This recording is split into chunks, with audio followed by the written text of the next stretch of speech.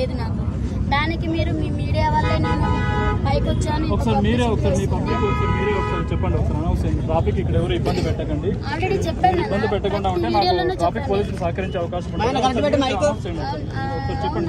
ప్రతి ఒక్కరు కూడా ట్రాఫిక్ ఇప్పుడు కూడా మనం రోడ్డు మీద ఉన్నాం. ఒకసారి సైడ్కి వెళ్దాం రండి. ట్రాఫిక్ ఇబ్బంది అవుతుంది. సైడ్కి వెళ్దాం. కాబట్టి ఇలానే ఉంటుంది. కానీ ఇక్కడ అందరికి పర్మిషన్ ఇచ్చి మీ ఒక్కరి దాన్ని ఆపారు.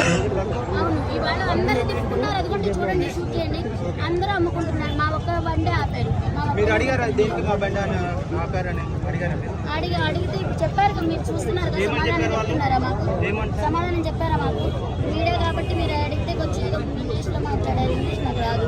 ఏం మాట్లాడారో నాకు తెలియదు, సరిగ్గా అర్థం కాలేదు. కానీ చెప్తున్నా మరి నేను ఇక్కడ పర్మిషన్ లేదు, ఇది ఇల్లీగల్ ప్రాపర్టీ, ఇక్కడ అమ్మకూడదని వాళ్ళు చెప్తున్నారు. మరి అది కరెక్టే, నేను దానికి ఒప్పుకుంటాను.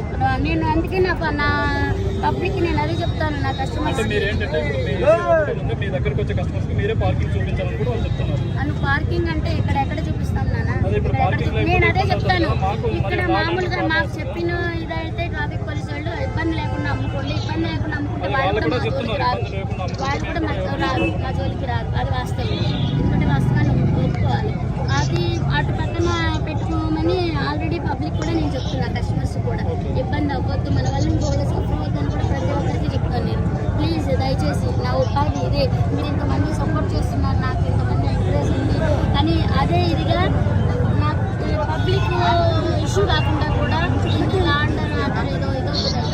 దాని ఇష్యూ కాకుండా కూడా దయచేసి మీరు ప్లీజ్ కోఆపరేట్ చేయండి నాకు. ప్లీజ్ అదే మీరు నాకు చేసే పెద్ద స్థాయి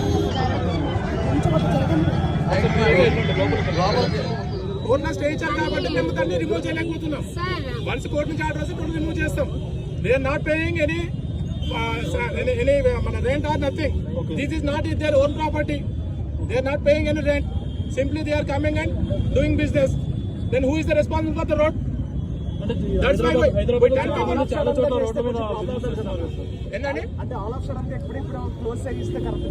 సడన్ గా కాదండి, since long time we are saying this one.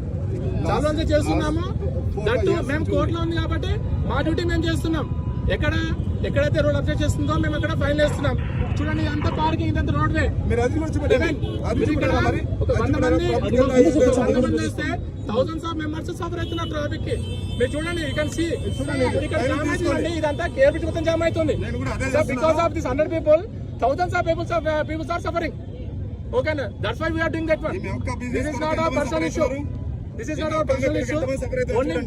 అందరూ చేసుకున్నారు కదా సార్, బిజినెస్ అందరూ చేసుకున్నారు. ఎక్కడైతే డిస్టర్బెన్స్ లేదో అక్కడ మాత్రమే మేము ఎంటర్ అవుతాము, కానీ స్ట్రిక్ట్ గా ఫాలో అవుతాం. సపోజ్ ఒక చిన్న బడ్డీ పెట్టుకున్నాడు, ఏ ట్రాఫిక్ లేదు, ఎలాంటి ఇబ్బంది లేదు, అప్పుడు మేము కొంచెం కొద్దిగా హ్యూమానిటీ గ్రౌండ్స్ చేస్తాం. అంతే, అది కూడా లీగల్ కాదు. ఎవరికి ఇబ్బంది లేకపోతే ఇబ్బంది అది కూడా లీగల్ కాదు. ఇబ్బంది ఎంతవరకు కొద్దిగా మేము అంతేగాని ఎప్పుడైతే ట్రాఫిక్ జామ్ వచ్చి మీకు చూడొచ్చు, లేకపోతే ఎంత కేబుల్ జామ్ అయిపోతుంది. అందుకని ఇప్పుడు ఆల్మోస్ట్ 10 people ఇక్కడ వచ్చాం.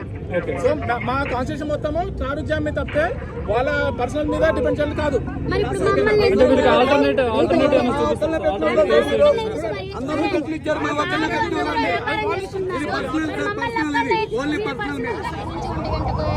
నుంచి ఇప్పటి వరకు మమ్మల్ని నమ్ముకొనివ్వట్లేదు. అందరూ బిజినెస్ చేసుకుంటున్నారు, మమ్మల్ని ఎందుకు చేసుకునివ్వట్లేదు? మరి పోలీసు వాళ్ళు మరి మమ్మల్ని ఎందుకు లేదు, ఎప్పుడు లేదు. ఈ రోజు మీకు ఎప్పుడైతే క్రౌడ్ ఇక్కడ ఎక్కువ వస్తున్నారో ఈ రోజు మీకు అంటే అంత గతంలో కూడా ఇట్లా జరిగినాయి. కాక ఇట్లా ట్రాఫిక్ ఇది వల్ల, కానీ ఇట్లా చేస్తే మళ్ళీ అమ్ముకొని ఇచ్చారు. మళ్ళీ ఏమైందో ఏమో అర్థం కావట్లేదు. కానీ మా పబ్లిక్ కూడా నేను అందరికీ చెప్తున్నాను కదా, కొంచెం తయారివ్వండి, ఎక్కువ మన వల్ల ఇంకొకరు ఇబ్బంది కాకూడదని నేను ప్రతి ఒక్కరికి అదే చెప్తున్నాను. నేను అదే మీరు చాలా కూల్ గా మాట్లాడుతుంటారు, కానీ ఇది దీనికి అసలు ఏం చేయాలో ఏం అర్థం కావట్లేదు. మరి ఇంతమంది ఆకలితో వచ్చారు నా కోసము, కానీ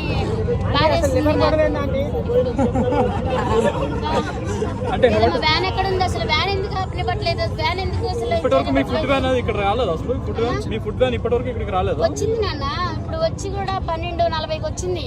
12:40 కాడ నుంచి ఇప్పుడు 2 అవుతుంది. ఇప్పుడు వరకు దింపనివ్వట్లేదు, అమ్మనివ్వట్లేదు, అసలు వ్యానే ఆగనివ్వట్లేదు. మరి దింపే వాళ్ళందరూ దింపుకున్నారు, అమ్మే వాళ్ళందరూ అమ్ముకున్నారు.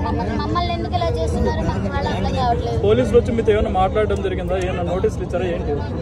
ఏమి ఇవ్వలేదు, ఏమి చేయలేదు. జస్ట్ ఊరికే ఇక్కడ పెట్టొద్దని చెప్తున్నారు అంతే. అంటే వ్యాన్ ఆపడానికి వీల్లేదు, దింపడానికి వీల్లేదు అని చెప్పారు. మరి వ్యాన్ ఆపుకోకపోతే మా సామాగ్రి ఎలా దించుకోవాలి ఏంటి అనేది మీరు అడగలేదు? ఇప్పుడు నేను అడిగాను, సరే గమ్మున దింపుకోమన్నారు. మళ్ళీ ఇంతలో ఏమైపోయిందో మరి వ్యాన్ వేసుకెళ్ళిపోయారు.